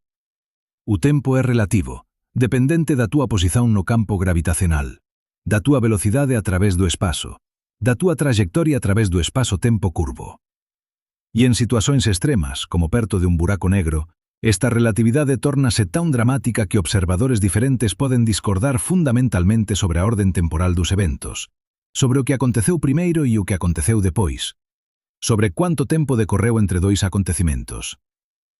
Os buracos negros não são apenas curiosidades teóricas, não são apenas soluções matemáticas exóticas das equações de Einstein que existem apenas no papel. São objetos reais e abundantes no universo, formados quando estrelas masivas, com mais de aproximadamente 20 vezes a massa do Sol, esgotam o seu combustível nuclear e colapsam sob a sua própria gravidade. Durante a maior parte da vida de uma estrela, existe um equilíbrio delicado entre a pressão externa gerada pelas reações de fusão nuclear no núcleo e a força gravitacional que tenta comprimir a estrela. Mas quando o combustível se esgota, quando não há mais hidrogênio para fundir em hélio, hélio para fundir em carbono, carbono para fundir em elementos mais pesados, a pressão externa desaparece e nada pode impedir o colapso gravitacional. O núcleo da estrela implode numa fração de segundo, comprimindo matéria a densidades tão extremas que os próprios átomos são esmagados. Os eletrões são forçados a fundir-se com os prótons para formar neutrões, e se a massa é suficientemente grande, nem a pressão de degenerescência dos neutrões consegue parar o colapso. A matéria continua a comprimir-se, a densidade continua a aumentar, a curvatura do espaço-tempo continua a intensificar-se, até que toda a massa da estrela é comprimida num ponto de densidade infinita, uma singularidade onde as leis da física clássica deixam de fazer sentido, onde a curvatura do espaço-tempo se torna infinita, onde o próprio conceito de espaço e tempo se desintegra. Ao redor desta singularidade, forma-se o horizonte de eventos, uma superfície esférica invisível com um raio determinado pela massa do buraco negro, aproximadamente 3 km para cada massa solar. Para um buraco negro de 10 massas solares, o horizonte de eventos tem aproximadamente 30 km de diâmetro, uma esfera do tamanho de uma pequena cidade dentro da qual está contida massa suficiente para fazer 10 sóis. E uma vez que qualquer coisa, matéria ou luz, cruza este horizonte, está irrevogavelmente condenada a cair em direção à singularidade, a ser esticada e comprimida pelas forças de maré extremas, a ser adicionada à massa do buraco negro. Mas os buracos negros estelares, formados pelo colapso de estrelas individuais, são apenas uma categoria de uma população muito mais diversa. No centro de praticamente todas as galáxias grandes, incluindo a Via Láctea, existe um buraco negro supermassivo, um monstro gravitacional com milhões ou mesmo milhares de milhões de vezes a massa do Sol. O buraco negro no centro da nossa galáxia, chamado Sagitário, a estrela, tem aproximadamente 4 milhões de vezes a massa do Sol comprimida numa região menor do que a órbita de Mercúrio. O buraco negro no centro da galáxia M87, o primeiro buraco negro a ser fotografado diretamente pelo Event Horizon Telescope em 2019, tem aproximadamente 6.500 milhões de vezes a massa do Sol, tão massivo que o seu horizonte de eventos tem aproximadamente 20 mil milhões de quilômetros de diâmetro, maior do que a órbita de Neptuno. Como estes monstros se formaram, como acumularam massas tão colossais, GDK é uma questão ativa de investigação, mas a evidência observacional da sua existência é esmagadora e inequívoca. Em 1974, Stephen Hawking fez uma descoberta teórica surpreendente que mudou completamente a nossa compreensão dos buracos negros e revelou uma conexão profunda entre a relatividade geral, a mecânica quântica e a termodinâmica. Hawking mostrou que os buracos negros não são completamente negros. GDK são sumidouros perfeitos que apenas absorvem matéria e energia sem nunca devolver nada. Devido a efeitos quânticos subtis que ocorrem perto do horizonte de eventos, os buracos negros emitem radiação térmica, um fluxo constante de partículas e fotões que transportam energia para longe do buraco negro, fazendo-o evaporar lentamente ao longo de escalas de tempo GDK-avelmente longas. O mecanismo é sutil e profundamente quântico. Pares de partículas virtuais, um electrão e um positrão, ou um fotão e um antifotão, estão constantemente a aparecer e desaparecer no vácuo quântico, emprestando energia do campo quântico por períodos de tempo tão curtos que o princípio da incerteza de Heisenberg permite. Normalmente, estes PDK virtuais aniquilam-se mutuamente quase instantaneamente, devolvendo a energia emprestada e desaparecendo sem deixar rastro. Mas perto do horizonte de eventos de un buraco negro, algo extraordinario pode acontecer. Uma partícula do par pode cair para dentro do horizonte enquanto a outra escapa para o infinito. A partícula que escapa torna-se real, deixa de ser virtual e transporta enerxía positiva para longe do buraco negro. Para conservar a enerxía, a partícula que caiu debe ter enerxía negativa do ponto de vista dun observador distante, e esta enerxía negativa reduz a masa do buraco negro. O resultado líquido é que o buraco negro emite radiación e ter de masa, evapora lentamente como un bloco de xelo ao Sol, embora unha taxa extraordinariamente lenta para buracos negros de masa estelar ou maior. Un buraco negro de 10 masas solares levaría aproximadamente 10 elevado a 67 anos para evaporar completamente a través da radiación de Hawking. Un tempo tan absurdamente longo que faz a idade actual do universo, aproximadamente 14.000 millóns de anos, parecer un piscar de ollos. Mas buracos negros microscópicos, se existiren, con masas comparáveis a de unha montaña comprimida nun volume menor do que un átomo, evaporarían en fraccións de segundo, explodindo nunha rayada final de radiación de alta enerxía. A radiación de Hawking non é apenas unha curiosidade teórica, é unha janela para unha das questões máis profundas e non resolvidas da física teórica, o paradoxo da información dos buracos negros. Cando un buraco negro evapora completamente, o que acontece á información cuántica contida en toda a materia que caiu nele ao longo da súa vida? A mecánica cuántica insiste que a información nunca pode ser destruída, que o estado cuántico final de un sistema debe conter, en principio, información suficiente para reconstruir o estado inicial. Mas se un buraco negro evapora en radiación térmica perfeitamente aleatoria, como Hawking inicialmente calculou, entón a información parece ser destruída, violando un principio fundamental da mecánica cuántica. Este paradoxo ten atormentado os físicos teóricos durante décadas. E embora progresos significativos teñan sido feitos, particularmente a través de ideas como a correspondencia de este cefete e o principio holográfico, unha resolución completamente satisfactoria aínda está por alcanzar. O paradoxo da información dos buracos negros é máis do que un quebracabezas técnico. É un síntoma de unha tensión profunda entre a relatividade geral e a mecánica cuántica. Unha indicación de que a nosa comprensión actual da gravidade e da física cuántica está incompleta, que precisamos de unha teoría máis fundamental que unifique ambas nunha estrutura coherente. A relatividade geral non prevé apenas a existencia de buracos negros e a curvatura do espazo-tempo ao redor de obxetos masivos.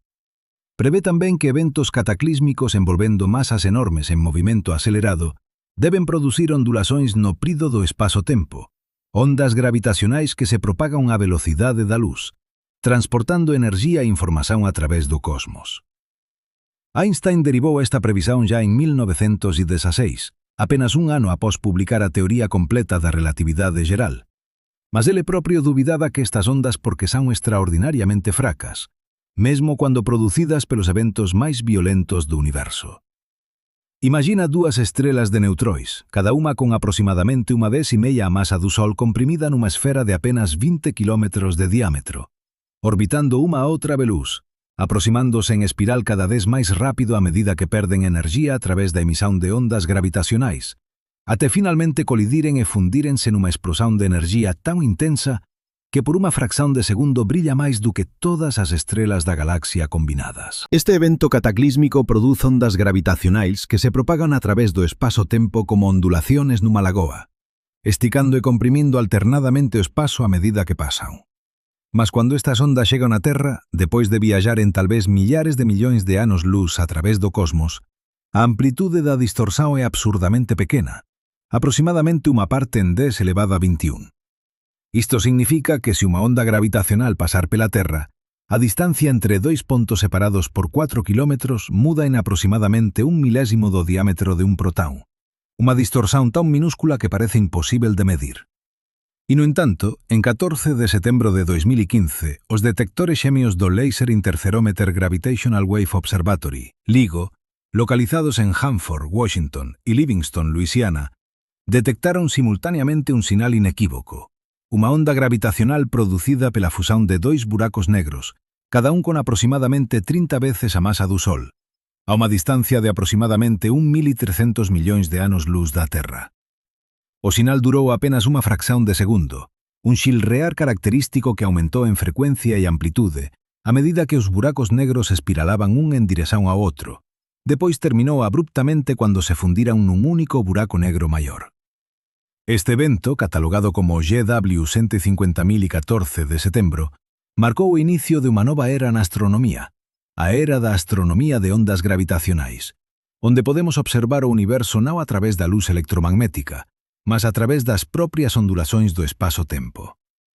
Desde aquela primeira detecção histórica, LIGO e o seu parceiro europeu Virgo detectaram dezenas de eventos de ondas gravitacionais, a maioria fusões de buracos negros, mas também fusões de estrelas de neutrões e possivelmente fusões de objetos híbridos. Cada detecção fornece informação única sobre os objetos envolvidos, as suas massas, as suas rotações, as suas distâncias. Informação que seria impossível de obter através de observações electromagnéticas tradicionais. E cada detecção confirma mais uma vez a previsão de Einstein. Verifica mais uma vez que o espaço-tempo é realmente uma entidade dinâmica que pode ondular e vibrar, que a gravidade não é uma força instantânea, mas uma perturbação que se propaga à velocidade finita da luz. O futuro da astronomia de ondas gravitacionais é extraordinariamente promissor. Detectores de próxima geração como o Einstein Telescope na Europa e o Cosmic Explorer nos Estados Unidos serão ordens de magnitude mais sensíveis do que LIGO, capazes de detectar ondas gravitacionais de fusões de buracos negros em qualquer lugar do universo observável. E o detector espacial LISA, Laser Interferometer Space Antenna, programado para lançamento na década de 2030, será sensível a ondas gravitacionais de frequências muito mais baixas, produzidas por buracos negros supermasivos em fusão nos centros de galáxias distantes, abrindo uma janela completamente nova para os eventos mais energéticos do cosmos. Mas talvez a aplicação mais profunda e abrangente da relatividade geral não seja a descrição de objetos individuais como buracos negros ou estrelas de neutrões, mas a descrição da estrutura e evolução do universo como um todo, o campo da cosmologia relativística. Quando aplicas as ecuações de Einstein não a um objeto isolado, mas ao cosmos inteiro, tratando o universo como um fluido homogéneo e isotrópico em grande escala, descobres algo surpreendente e contraintuitivo. O universo não pode ser estático, não pode permanecer imutável ao longo do tempo. Ou está a expandir-se, com as galáxias a afastarem-se umas das outras à medida que o próprio espaço entre elas se estica, ou está a contrair-se, com as galáxias a aproximarem-se umas das outras à medida que o espaço encolle. Um universo estático é instável, como uma bola equilibrada no topo de uma colina, pronta a rolar para baixo ao menor empurrão. Einstein inicialmente resistiu a esta conclusão, tão fortemente que introduziu um termo adicional nas suas equações, a constante cosmológica, especificamente para permitir soluções estáticas. Mas em 1929, Edwin Hubble fez uma descoberta observacional que mudou tudo. Mediu as velocidades de galáxias distantes através do desvio para o vermelho das suas linhas espectrais e descobriu que praticamente todas as galáxias estão a afastar-se de nós, e quanto mais distantes estão, mais rápido se afastam. A relação é linear. A velocidade de recessão é proporcional à distância, uma relação agora coñecida como lei de Hubble.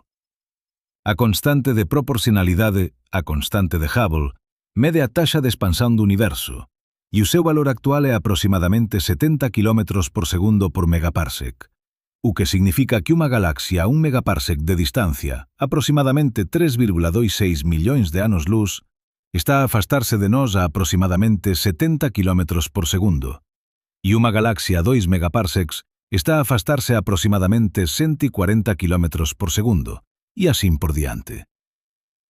Mas é crucial compreender o que esta expansão realmente significa, porque é fácil interpretá-la incorrectamente. As galáxias não estão a mover-se através do espaço, não estão a viajar através de um vazio pré-existente como foguetes através do ar. O próprio espaço entre as galáxias está a expandir-se, a esticar-se, a criar mais espaço onde antes havia menos. Imagina um balão com pontos desenhados na sua superfície. À medida que insuflas o balão, os pontos afastam-se uns dos outros, não porque estão a mover-se sobre a superfície do balão, mas porque a própria superfície está a expandir-se. Da mesma forma, as galáxias afastam-se umas das outras, porque o espaço tridimensional no qual estão embebidas está a expandir-se, E esta expansão não tem um centro, não tem uma direção preferencial, acontece uniformemente em todos os lugares ao mesmo tempo. Se vivesses em qualquer outra galáxia no universo, verias exatamente o mesmo padrão.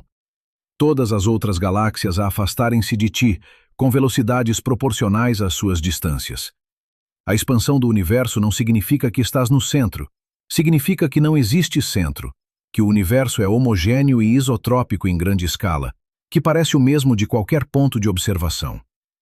E se o universo está a expandir-se agora, então no passado era menor, mais denso, mais quente. Extrapola esta expansão para trás no tempo e chegas inevitavelmente a um momento, aproximadamente 14 mil milhões de anos atrás, quando todo o universo observável estava comprimido num volume infinitesimalmente pequeno, num estado de densidade e temperatura inimaginavelmente altas. O Big Bang, o momento de nascimento do próprio espaço e tempo. Mas a história da expansão cósmica tem uma reviravolta surpreendente e profundamente misteriosa. Durante décadas após a descoberta de Hubble, os cosmólogos assumiram que a expansão do universo deveria estar a abrandar ao longo do tempo, travada pela atração gravitacional mútua de toda a matéria no cosmos. A questão era apenas se a expansão abrandaria gradualmente para sempre, aproximando-se assimptoticamente de uma taxa zero, ou se eventualmente pararia e reverteria, levando a um Big Crunch, um colapso cósmico que espelharia o Big Bang. Mas em 1998, duas equipas independentes de astrônomos que estudavam supernovas distantes, explosões de estrelas que servem como velas padrão para medir distâncias cósmicas, fizeram uma descoberta chocante. A expansão do universo não está a abrandar, está a acelerar. As galáxias distantes estão a afastar-se cada vez mais rápido, como se alguma força misteriosa estivesse a empurrar o universo para fora, a contrariar a atração gravitacional da matéria. Esta descoberta foi tão inesperada, tão contrária a todas as expectativas, que inicialmente foi recebida com cepticismo, mas observações subsequentes confirmaram-na repetidamente, e os líderes das duas equipas receberam o Prémio Nobel da Física em 2011. A explicação mais simples para esta expansão acelerada é que o universo está preenchido com uma forma de energia que não se dilui à medida que o espaço se expande, uma energia inerente ao próprio espaço vazio, uma energia que exerce uma pressão negativa, uma força repulsiva que empurra o espaço para fora. Esta energia misteriosa foi chamada energia escura, e as melhores estimativas atuais sugerem que constitui aproximadamente 68% do conteúdo total de energia do universo. A matéria ordinária, os átomos que compõem estrelas, planetas, pessoas, constitui apenas aproximadamente 5%. Os restantes 27% são matéria escura, outra forma misteriosa de matéria que não emite luz, mas exerce atração gravitacional, detectável apenas através dos seus efeitos gravitacionais sobre a matéria visível e sobre a estrutura em grande escala do universo. A natureza da energia escura é uma das maiores questões não resolvidas da física contemporânea. Pode ser a constante cosmológica que Einstein introduziu e depois rejeitou, uma propriedade intrínseca do espaço vazio que permanece constante à medida que o universo se expande. Ou pode ser um campo dinâmico, algo chamado quintessência, que varia no espaço e no tempo. Ou pode ser um sinal de que a relatividade geral está incompleta, que precisa de ser modificada em escalas cosmológicas. Não sabemos, e esta ignorância é simultaneamente humilhante e emocionante. Um lembrete de que, apesar de todo o progresso extraordinário que fizemos na compreensão do cosmos, ainda existem mistérios profundos esperando para serem desvendados. E a energia escura não é apenas uma curiosidade acadêmica, determina o destino final do universo. Se a energia escura permanece constante, então a expansão acelerada continuará para sempre, e o universo acabará num estado chamado Big Freeze, ou morte térmica, onde todas as estrelas se apagam, todos os buracos negros evaporam, e o cosmos torna-se um vazio frio e escuro, aproximando-se assimptoticamente do zero absoluto ao longo de escalas de tempo inimaginavelmente longas, 10 elevado a 100 anos ou mais. Se a energia escura aumenta ao longo do tempo, então a aceleração pode tornar-se tão extrema que eventualmente rasga o próprio tecido do espaço-tempo, num evento catastrófico chamado Big Rip, onde primeiro as galáxias são separadas, depois os sistemas estelares, depois os planetas, depois os átomos, e finalmente o próprio espaço-tempo é dilacerado numa singularidade final. Estas são as possibilidades que emergem quando levas a relatividade geral às suas conclusões lógicas, quando aplicas as equações de Einstein ao universo como um todo e segues as implicações até ao fim. E cada uma destas possibilidades, por mais estranha ou perturbadora que seja, é uma consequência direta da natureza dinâmica do espaço-tempo, da realidade de que o palco onde o drama cósmico se desenrola não é fixo e imutável, mas flexível e evolutivo, capaz de expandir-se, contrair-se, curvar-se, ondular em resposta ao seu conteúdo de matéria e energia. Mas mesmo esta compreensão profunda da estrutura e evolução do cosmos, mesmo esta visão unificada que conecta a geometria do espaço-tempo à distribuição de matéria e energia, ainda deixa uma questão fundamental por responder. Uma questão que nos leva de volta ao mundo quântico que exploramos anteriormente.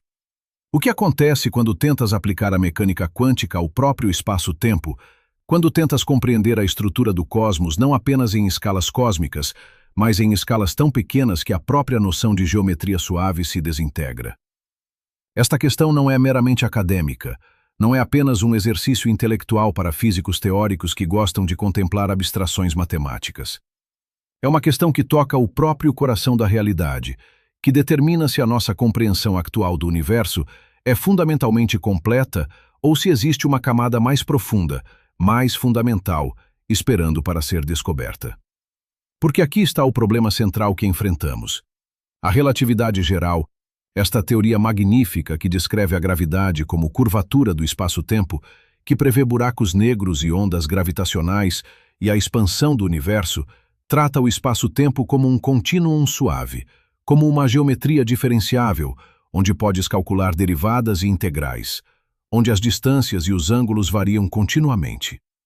Mas a mecânica quântica, esta outra teoria magnífica que descreve o comportamento da matéria e energia em escalas microscópicas, insiste que tudo na natureza é quantizado, que a energia vem em pacotes discretos, que as partículas existem em superposições de estados, que a medição colapsa probabilidades em realidades. E quando tentas combinar estas duas teorias, quando tentas aplicar os princípios da mecânica quântica ao campo gravitacional, ao próprio espaço-tempo, encontras contradições profundas, infinitos matemáticos que não podes eliminar, previsões que deixam de fazer sentido. A relatividade geral funciona magnificamente en escalas grandes, descrevendo o movimento de planetas, a dinámica de galaxias, a evolución do cosmos. A mecánica cuántica funciona magníficamente en escalas pequenas, descrevendo o comportamento de átomos, partículas subatómicas, campos cuánticos. Mas existe unha escala, incrivelmente pequena, onde ambas as teorías deben aplicarse simultáneamente, onde a curvatura do espazo-tempo se torna tan extrema que os efeitos cuánticos non poden ser ignorados. E nesta escala, chamada escala de Planck, a nosa física actual simplesmente colapsa, deixa de fornecer previsões consistentes, revélase incompleta. A escala de Planck non é arbitraria, non é unha convención escollida por conveniencia. É unha escala natural que emerxe cando combinas as tres constantes fundamentais da física: a velocidade da luz, que goberna a relatividade, a constante de Planck, que goberna a mecánica cuántica, e a constante gravitacional, que goberna a forza da gravidade. Cuando combinas estas tres constantes da única forma dimensionalmente consistente, obtens tres cuantidades. O comprimento de Planck, aproximadamente 1,6 veces 10 elevado a menos 35 metros. O tempo de Planck, aproximadamente 5,4 veces 10 elevado a menos 44 segundos. E a energía de Planck, aproximadamente 1,22 veces 10 elevado a 19 gigaelectronvolts. Estas non son apenas números pequenos ou grandes. Son as escalas onde a estrutura cuántica do espazo-tempo se torna manifesta, onde a propia noción de geometría suave se desintegra en algo máis fundamental, máis extraño, máis radicalmente diferente de tudo o que a experiencia ou a intuición poden prepararte para comprender.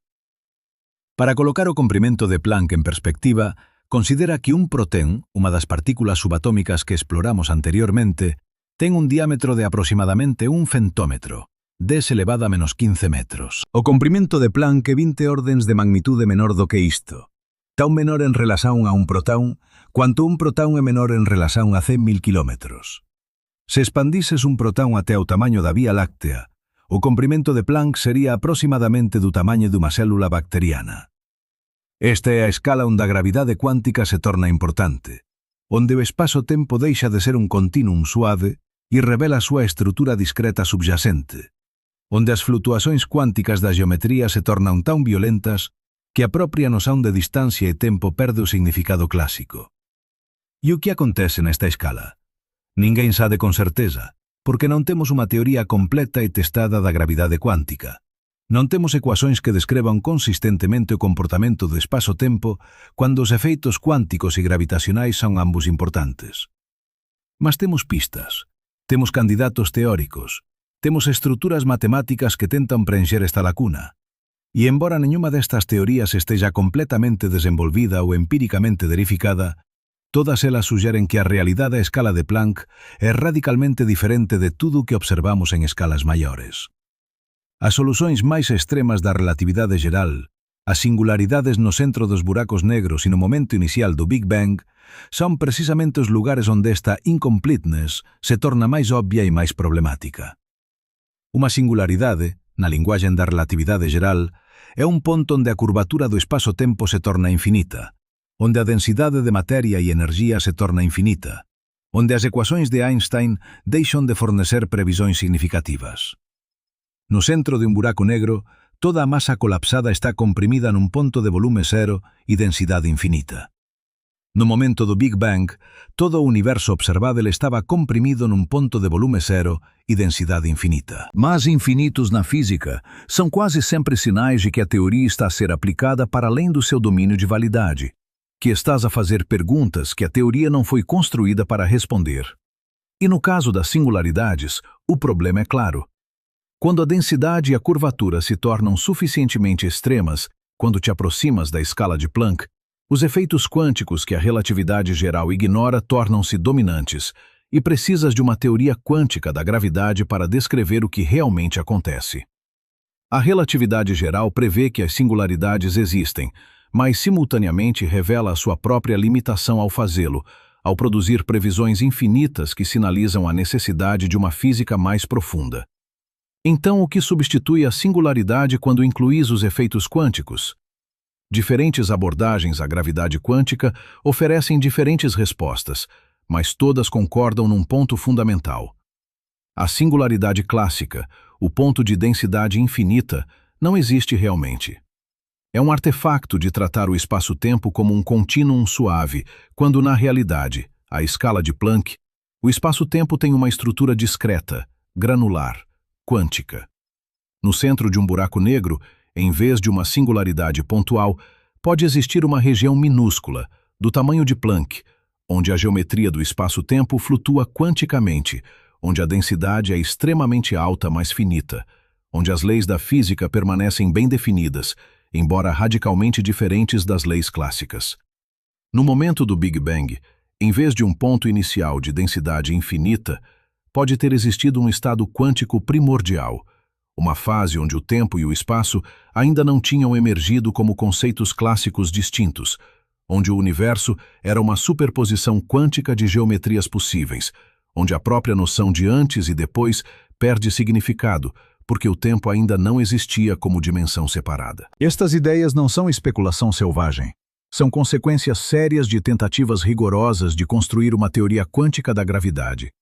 E embora não possamos testá-las diretamente porque as energias necessárias estão completamente fora do alcance de qualquer tecnologia concebível, podemos testar as suas previsões indiretas, procurar assinaturas na radiação cósmica de fundo, nas propriedades dos buracos negros, na estrutura em grande escala do universo.